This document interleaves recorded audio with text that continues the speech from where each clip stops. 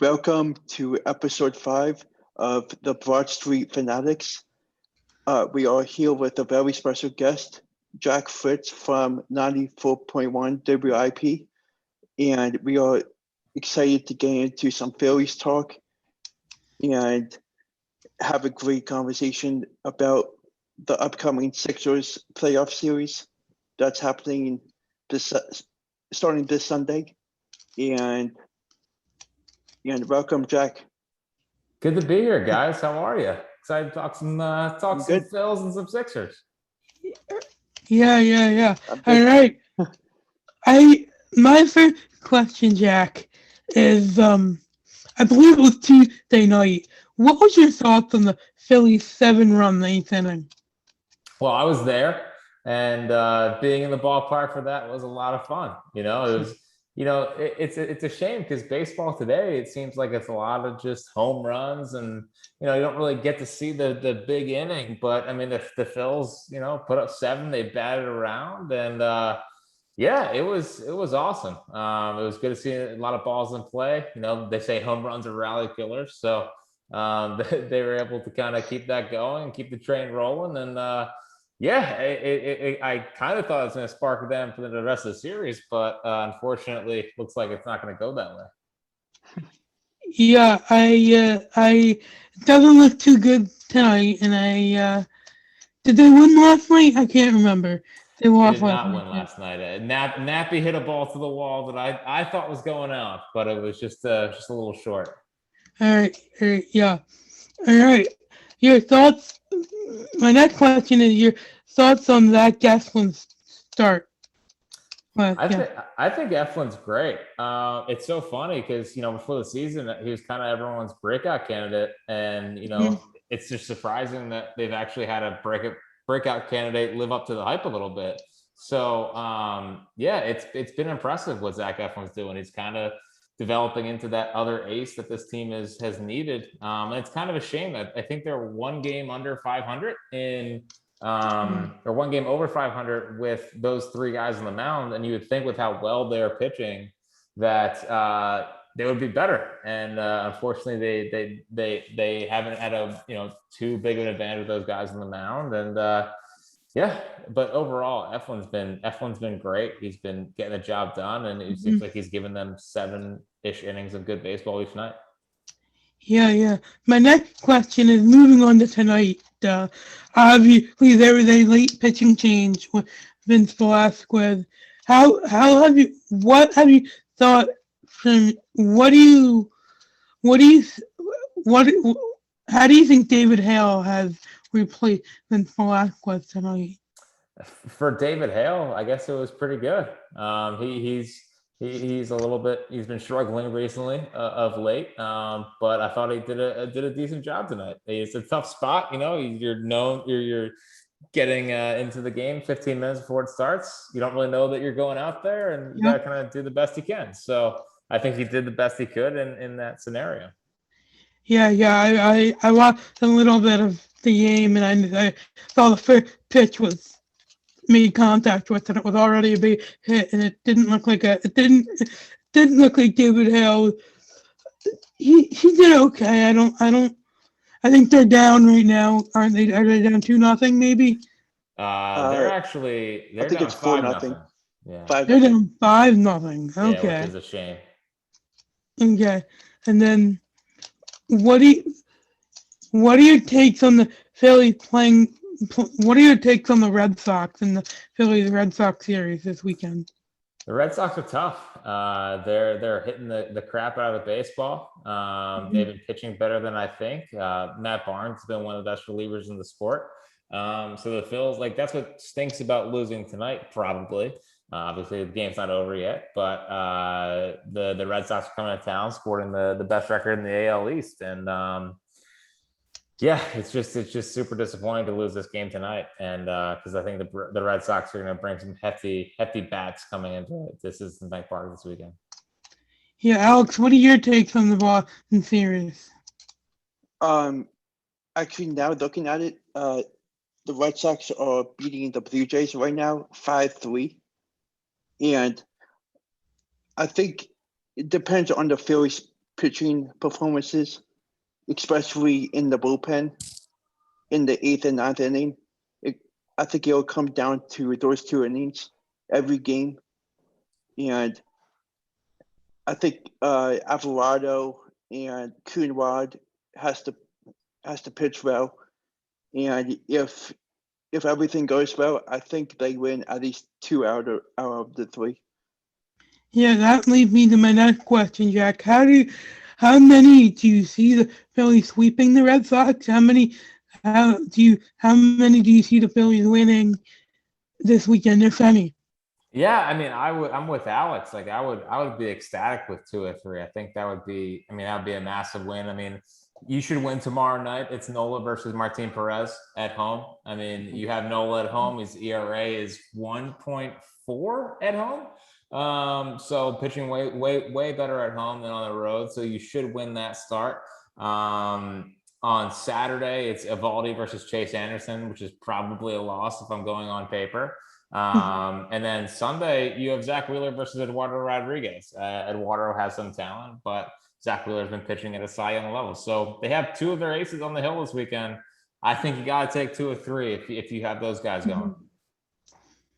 Yeah. Oh, also, I wanted to add, what is the timeline for Didi?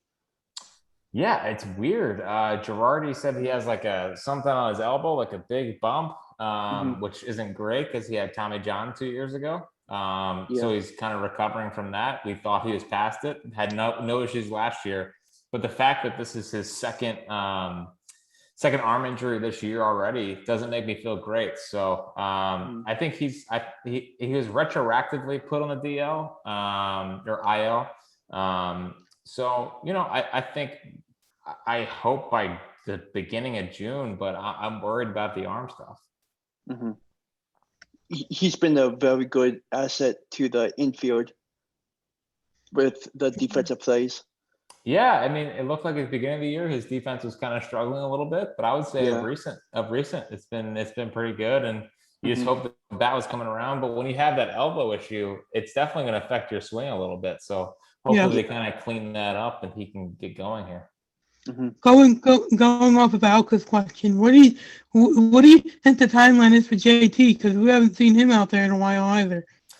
So Girardi talked before the game to the media or on our radio station and said that he could use him late tonight and he should be good to go for the Red Sox series. So JT should be back tomorrow night. If not tomorrow night, I would think Saturday at the latest. Do you think Andrew Knapp is going to be pinch hitting? I mean, he's kind of their best right-handed option off the bench right now, which is pretty crazy. So I think they have to, and he's been really good catching. I think the staff ERA heading in tonight was like 2.7. So he's been doing a really good job, with those guys. And then I mean, he's been clutch. He's been making late hits for this team and coming through when they need him. So he's a backup catcher. I mean, you can't expect too much from him, and I think he's done a good job. Oh, also, one last thing for the Phillies. What are your thoughts on Mickey Moniak? I love Mickey. He's like my guy. If I could have one guy in the Philly system, it would be Mick. He's a great dude and worked really hard. And I think he could use a year at AAA to kind of get experience against higher level pitching. But the guy just turned 23 and it takes a while for some of these high school kids to come along. So I think eventually he could be a major league regular, but at the moment, I think it's the right kind of plan to have him down in the minors. Sounds good. So moving on to the Sixers, my first question is, what are your thoughts on matching up against either Indiana or Washington? Well, it's weird. I feel like the Pacers have always kind of played the Sixers a little bit tough. Like their talent isn't great and LeVert's out, so they're not that special. But they just have always kind of been a hard-nosed team. So I'd probably be more afraid of them because I just think the Wizards, while Russell Westbrook can do what he does, I'm not too scared of Russell Westbrook. Like I'll go let him get his 40 points and 20 and 20 and make everyone else beat me. And obviously Beal's banged up, which is a shame for him because he's awesome. So I'm not worried. They'll take care of either of those teams. I'm not too worried about that. I'm really excited because I'm going because of Sunday. I'm going and I'm really excited to see them live in action for the first time this year. Will that be your first time since before the pandemic and all that stuff? So first time in like a year and a half? Wow. Yep. First time out of 6 years in a year and a half. I'm really excited. And they're the one. And I think Sunday it's going to be 50% capacity. Yeah. So I mean, we should have a semi-packed Wells Fargo Center for hopefully a fun little Sixers run. I think it's 11,000. Awesome. Yeah, it's gonna be fun. It's nice that we're starting to get some fans back in the stands. Yeah. So my second question is, do you see the New York Knicks playing the Sixers in the second round? The Knicks are tough. I mean, they're not they're not like crazy talented. Randall's kind of having a crazy good year, but he's still Julius Randle. It's tough to kind of shed the last couple of years. So he's definitely really good. It's just that team plays good defense. They're tough, but Ben Simmons has never lost to the Knicks. Come on. I mean, he's literally never lost him. I think I'm going to be scared of him. But yeah, it's been kind of fun seeing this little Knicks resurgence, and you're seeing the city get behind them, and the Garden's kind of rocking a little bit. So it'll definitely be a bigger test for them. Just because the Knicks are fired up and excited to be there. But overall, I'll take Ben Simmons never losing to the Knicks any day of the week.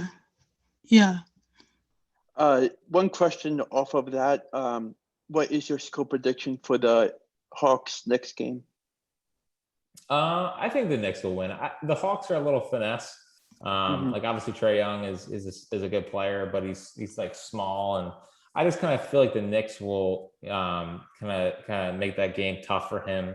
They'll make a grinded out defensive affair, and I trust Tom Thibodeau in those kind of games. So I'll take the Knicks over the Hawks. Okay. So my third question is, what are your thoughts on Doc Rivers coaching this year? Well, I mean, as long as they don't get a 3-1 lead, I feel pretty good about Doc because he's got a history of struggling with 3-1 leads. But I've been like, for as kind of disappointed I've been in Joe Girardi, it kind of like Doc's been the exact opposite. He's pretty much had the same roster as Brett Brown had. Obviously, Seth Curry being here and Al Horford not being here has really helped. But he's basically taken the same level of talent and got them to the 1 seed. So, I think his staff's great. I think Sam Cassell has been great for Ben. So, I think he's been great. It's just, this is like, ultimately, this is what you pay Doc Rivers for. You pay him to win the postseason. Yeah. And, I don't know if you guys probably weren't old enough, but this season reminds me a lot of the 2003 Eagles or even like the 2004 Eagles, which was like, just who cares about the regular season? When you'll win, just get to the Super Bowl. So that's kind of how I feel about the Sixers team. Like, we get it. This is your 4th time in the playoffs. It's time to make a legitimate run here. So my second to last question is, who do you think will win the MVP this year? I think it's going to be Jokic. I personally think Embiid was the best player in the league this year, but they love holding games played against guys, and Jokic has played every game. That Denver team is pretty good, and he's played 19 more games than Joel. So they love games played. It feels like they're going to give it to Jokic, and it's a little bit frustrating because Embiid's been so special this year, but I think it's going to be Jokic. Do you think that it might get Chris Paul? I'm surprised there's not more Chris Paul buzz because that Suns team is the 2nd team in the West, which is crazy. Yeah. And it's literally the same team as last year, except they added Chris Paul. And he's just, he's since day one, he's been in the league. He's been a high level all-star. And he should have more buzz. Curry should have more buzz. But overall, I still think it's Embiid. So my last question is, what are your defensive player of the year and rookie of the year prediction? Well, defensive player of the year should be Ben. Like I just don't think it's gonna be. I think it's gonna be Gobert. Just because the center and I don't know. It seems like it's like we had Kevin O'Connor on from the Ringer on Marks and Reese earlier this week, and he was just he voted for Gobert, and it's kind of seems like that's the way the rest of the league is trending. But it's hard for a perimeter player like Ben to win MVP because they don't have the block numbers, they don't have, or not MVP, defensive player of the year, because they don't have the block numbers and all of that. So I think Ben's been the best defensive player in the league, of the year, but it just seems like the league is kind of trending towards Gobert. And personally, I would vote Anthony Edwards for rookie of the year. I think he's been awesome, and I think he's had some big moments, big kind of rookie of the year kind of things. LaMelo Ball hasn't played enough for me, but I think both are special players going forward. But yeah, I was about to say I think if LaMelo Ball played a little more, I think we'd be talking about something else as LaMelo MVP. Yeah. But I think he's been out for a little too long for me. Do you think that Tyrese Maxey is in the talk, or? Doc didn't really play him there for like 2 months, and it's nice to see where Maxey's at right now. I think he could work his way into the playoff rotation. But I think he just missed too much time and didn't have the same kind of moments that LaMelo and Anthony Edwards had. But I'm really encouraged with Maxey after his rookie year, and I'm excited to see. I'm excited to see what he looks like in year 2. It's a full off season to continue working on his game, and next year see continued improvement from Tyrese. So to conclude the episode, what are your big thoughts on this upcoming NBA draft and what the team needs? I still think they need, more scoring, more shooting. You can never have enough of it. And it feels like they never have enough, guys that can handle the ball and shoot and all that stuff. So I haven't broken down the draft yet. I'll get into that, after they're eliminated. But I mean, they have center pretty much down. They have their point guard pretty much down. Any chance, like they have Thibault, who obviously is an elite perimeter defender. So they kind of have the makings of what they need. Just continue to go get more scoring and guys that can dribble and shoot. Yeah, here's my question. I heard you say you think they're going to get eliminated at some point. Where do you think they're going to get eliminated, if they get eliminated, or do you think they're just going to end up winning the finals? I think they're going to lose in the Eastern Conference Finals to the Nets. I just think that ultimately in the playoffs, it comes down to who's the most talented, who has the best players and all that. And I think the bubble was a bit of a fluke with the Heat making the finals and whatnot. Like ultimately, when you have a team of Harden, Kyrie, and Kevin Durant, it's really tough to stop. But I think the Sixers could be right in there. They have to be I think Kyrie, they all have to be healthy. I don't think they're all 100% healthy right now. But if they're all healthy, they're going to give the Sixers a run.